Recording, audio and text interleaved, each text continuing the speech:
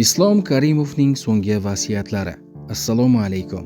Kanalimizni birinchi bor ko'rib turgan bo'lsangiz, obuna bo'lishni, videoga like bosishni, izohlarda esa o'z fikringizni yozib qoldirishni unutmang. Islom Abdug'aniyevich Karimov O'zbekiston tarixida mustaqil davlatni barpo etgan va uni eng og'ir davrlardan saqlab qolgan siyosiy arbob sifatida qoladi. U mamlakatni geosiyosiy sharoitda sobiq ittifoq parchalanishi ortidan yuzaga kelgan beqarorlik fonida mamlakatni tanazzuldan olib chiqishga harakat qilgan rahbar edi. Uning eng katta va betakror ishi O'zbekiston mustaqilligini mustahkamlash bo'ldi. Karimov davrida davlat suvereniteti, chegaralar daxlsizligi va milliy manfaatlar ustuvorligi asosiy tamoyil sifatida belgilangan edi. U O'zbekistonni tashqi bosimlardan, ichki provokatsiyalardan va mintaqaviy mojarolardan uzoqda tutishga intilar edi.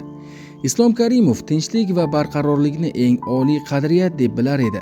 U ko'p marotaba mintaqadagi urushlar, ekstremizm va beqarorlik O'zbekiston uchun eng katta xavf ekanini ta'kidlar edi. Aynan shu sababli ham u keskin qarorlar qabul qilgan, xavfsizlik masalasida murosasiz pozitsiyada turgan rahbar sifatida tan olinadi va tarixda qoladi. U davlat boshqaruvida bosqichma-bosqich islohotlar yo'nalishini tanladi.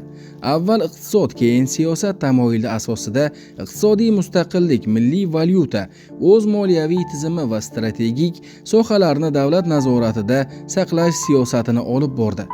Karimov yoshlar masalasiga alohida e'tibor qaratar edi. Ta'lim tizimini shakllantirish, milliy o'zlikni saqlash, tarix va qadriyatlarga hurmat ruhini singdirish uning siyosatida muhim o'rinlarni egallar edi.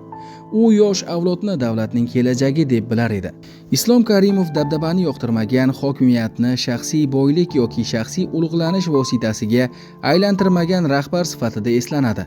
U o'zidan keyin shaxsga sig'inish emas, davlat instituti va barqaror tizim qoldirishga intilgan edi.